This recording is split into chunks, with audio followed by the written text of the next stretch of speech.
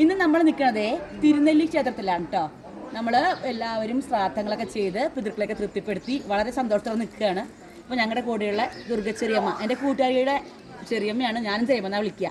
അപ്പോൾ ഒരുപാട് കഥകൾ നമ്മുടെ ഓരോ യാത്രയിലും പറഞ്ഞു തരും. എൻ്റെ എല്ലാ യാത്രയിലും കൂടെ ഉണ്ടാവും.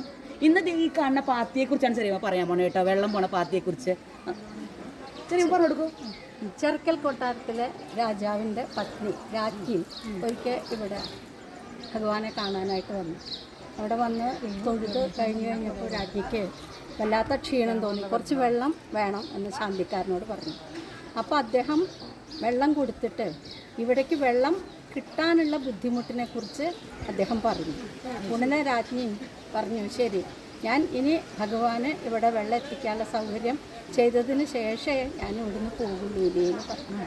അങ്ങനെ അപ്പം തന്നെ രാജാവിനെ വിവരം അറിയിക്കുകയും രാജാവ് അതിന് വേണ്ട സൗകര്യങ്ങൾ ചെയ്യുകയും അങ്ങനെ അന്ന് മുതലാണ് ഈ പാത്തിയിൽ വെള്ളം വരുത്താനുള്ള സൗകര്യം ചെയ്തത്. അവിടെ ഇനി എന്നിട്ട് പറയണേ അത്രേ ഉള്ളൂ.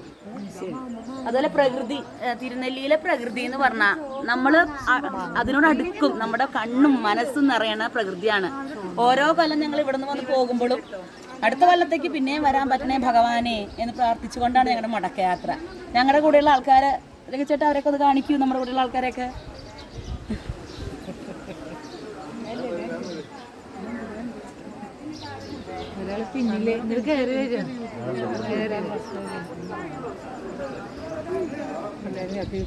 ഇനി നമുക്ക് ക്ഷേത്രം തൊഴാൻ പോവാ അല്ലേ?